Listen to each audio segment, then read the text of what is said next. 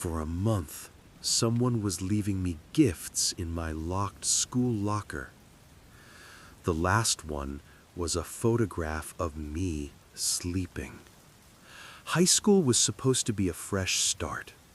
My family had just moved to a sleepy town in Oregon, and the local high school felt safe, almost boringly so.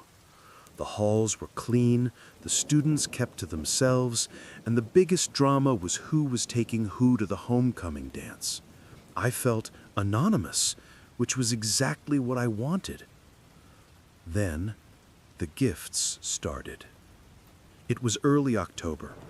I went to my locker after gym class and found a single, perfectly preserved dead wasp sitting on my history textbook. I figured a friend was playing a prank. I threw it out and didn't think about it. A week later, it was a small, smooth gray stone, the kind you find by a riverbed. Then, a vintage-looking skeleton key. Each time, my locker was securely locked. There were no signs of forced entry. I started getting paranoid, checking the lock obsessively, looking over my shoulder in the hallways. The gifts were becoming more personal.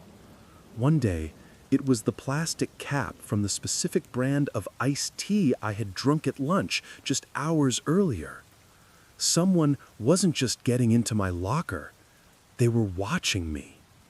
The Friday before Halloween, I opened my locker and my blood ran cold. Lying on top of my books was a Polaroid photograph.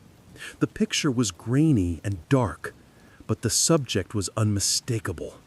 It was me, asleep in my own bed, the moonlight from my window casting a pale glow across my face. A wave of nausea and terror washed over me. This person hadn't just invaded my space at school, they had been in my house. They had been in my room while I slept. I slammed the locker shut and ran blindly down the deserted hallway towards the principal's office. As I rounded a corner, I nearly collided with Mr. Harrison, the quiet, middle-aged janitor. He mumbled an apology, and as he stepped aside, the ring of keys hanging from his belt jingled. It was a huge, heavy ring filled with dozens of keys. And hanging from that same ring, attached by a small leather strap, was a vintage Polaroid camera, the exact kind that produced the photo in my locker. We locked eyes for just a second. He didn't smile. He didn't even react. He just looked at me with flat, empty eyes before continuing on his way down the hall. I went straight to the principal and told him everything. He called security and they went to find Mr. Harrison, but he was gone. His cleaning cart was abandoned in a supply closet, but he had vanished. The police were called and they discovered he had been working there for 6 months, using a fake name and stolen social security number. There was no trace of him. They put new locks on our house, but that didn't help me sleep. I'm left with the horrifying knowledge that a complete stranger had master keys to every part of my life. My school, my locker, and somehow my home. I don't know what he was planning or if the photograph was the final step in his game. All I know is that he's still out there, and he knows what I look like when I'm sleeping. The university library was my sanctuary, until I realized the scariest stories weren't in the books, but in the dark aisles with me. I've always been a procrastinator, so when I had a massive history paper due the day after Halloween, I knew I was in for a long night. The main campus library was a zoo, packed with other students cramming for midterms. I needed absolute silence. That's why I used my student ID to get into the university's Special Collections Archive. It was housed in the oldest building on campus, a Gothic stone structure that felt more like a church than a library. After 9 p.m., it was always completely deserted. The air inside was cold and smelled of old paper and dust. I found a secluded study desk in a corner on the second floor, surrounded by towering shelves of forgotten books, and got to work. For the first hour, the only sound was the frantic tapping of my keyboard. But as the clock ticked past midnight, the building began to make its presence known. I heard a distant, heavy thud from the floor above, like a massive book being dropped. Then a few minutes later, the unmistakable creak of the old, caged service elevator that I knew hadn't been operational in years. I tried to ignore it, telling myself it was just the sounds of an old building settling, but a feeling of profound unease began to settle over me. I felt a static in the air, a sense of being watched that made the hair on my arms stand up. The feeling got worse. I started hearing faint, intermittent whispers, so soft they could have been the wind outside, but there was no wind that night. I finally had enough. My paper wasn't worth this. I started packing my bag, my movements quick and clumsy. That's when all the lights in the long corridor outside my alcove flickered once, twice, and then went out, plunging the entire floor into near total darkness, illuminated only by the faint emergency lights near the stairwell. I was frozen in place. My heart hammered against my ribs, and then I heard it. Slow, shuffling footsteps, echoing from the far end of the darkened hall, slowly coming my way. I didn't wait to see who it was. I grabbed my backpack and sprinted out of the alcove, heading for the red glow of the emergency exit sign. I had to run down the entire length of the blacked-out corridor. Along the hallway were numerous small glass-walled study rooms. As I ran, my eyes darted to them. They were all empty, dark cubes. All except for the last one. Just as I passed it, I caught a glimpse of a figure inside. A tall, impossibly thin man in what looked like an old, tattered suit was standing perfectly still, his back to the glass, seemingly organizing a bookshelf in the pitch-black room. As I flew past the door, his head snapped around to follow my movement, his face a pale, featureless blur in the oppressive darkness. I slammed through the stairwell door and didn't stop running until I was outside in the cold night air. I never looked back. I tried to report it to campus security, but without a clear description, they were dismissive, blaming it on an old building's faulty wiring and an over-caffeinated student's imagination. I tried to believe them.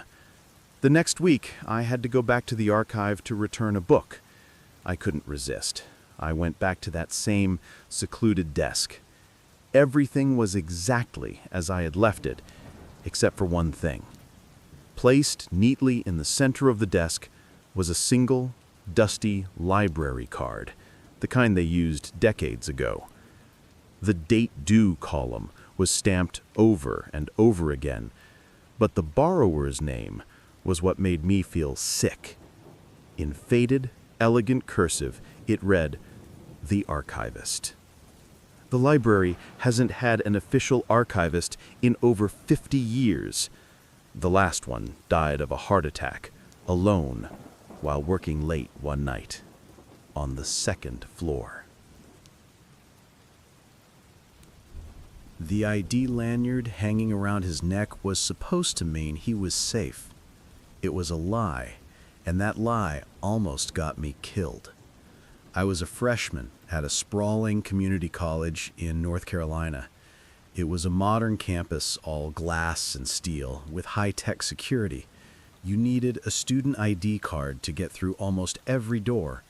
It was mid-October, and the campus was dotted with cheerful, ironic Halloween decorations, fake cobwebs on the library windows and pumpkins by the entrance. I remember it was my second week of classes, and I was still getting used to the layout. During a long, boring sociology lecture, I realized I desperately needed to use the bathroom. I slipped out of the lecture hall into the main corridor. The change was instant. The drone of the professor's voice was replaced by a heavy, almost unnatural silence. During class hours, the hallways were always deserted and every sound seemed to echo. I used the bathroom and was heading back when I saw him. He was sitting alone at a table in the empty student union, a large open commons area I had to cross. He looked to be in his late 30s, too old to be a student, so I assumed he was faculty. He had a college ID lanyard around his neck, confirming my assumption, but looking back, I remember the ID card itself was flipped backward, showing only the blank white side. I didn't think anything of it at the time. As I walked past, he looked up and said, "Hey, excuse me." His voice was friendly, and I stopped. "Sorry to bother you," he said with a tired smile, "but I locked myself out of my office, and I need to get some heavy equipment from my car. Would you mind giving me a hand for just a second? It's right out front." I immediately said yes. He was a teacher, and I was a new student trying to make an impression. He seemed a little nervous as we walked, fidgeting with his hands, but I was too shy to make small talk. We walked through the main foyer and out the large automatic glass doors into the chilly October air. The main parking lot was a short walk away, hidden from the building's entrance by a thick row of manicured bushes. As we walked, he pointed towards the far end of the lot. He said, "My car's the blue sedan way down at the end." The walk across the empty parking lot felt strangely long. The silence between us was heavy. As we got closer, I could see the vague shapes of people in the back seat. My first thought was that it was his family waiting for him. But as we drew nearer, I saw that the figures weren't moving. They were hunched down, hiding. My feet slowed to a stop. I could see them clearly now. Two other men sitting low in the back seat, their faces obscured by shadows. He must have seen the realization dawn on my face, because in that same instant, he grabbed my arm. His grip was like a steel trap. At the same moment, the back door of the car flew open and one of the men started scrambling out. It was a trap. A coordinated, silent, terrifying trap. A surge of pure primal adrenaline shot through me. I didn't scream. I just reacted. I ripped my arm out of his grasp with a strength I didn't know I possessed and sprinted back toward the school building. I could hear their heavy footsteps pounding on the asphalt right behind me. My only thought was the automatic doors. They were my only chance, but they were agonizingly slow to open. I could feel them getting closer, their breath a hot burst on the back of my neck. I flung myself toward the entrance just as the glass doors began to slide open. I scrambled through the gap and didn't look back. I just kept running through the empty commons, down the silent hallways, until I burst back into my lecture hall, gasping for breath to the stunned faces of my classmates and professor. Campus security and the police were there in minutes. They swept the parking lot, but the blue sedan was gone. The men had vanished. While searching the bushes near the entrance, an officer found it, a student ID card and a lanyard. It had been reported lost 2 days earlier. He wasn't a teacher. He was a predator who had found a key. They checked the security cameras, but the men had parked in the one corner of the lot was a blind spot. There was no license plate, no clear faces. They were just ghosts. I never saw them again, but I'll never forget that feeling. The chilling, absolute certainty that in a place designed for safety, surrounded by people, you can be completely and utterly alone.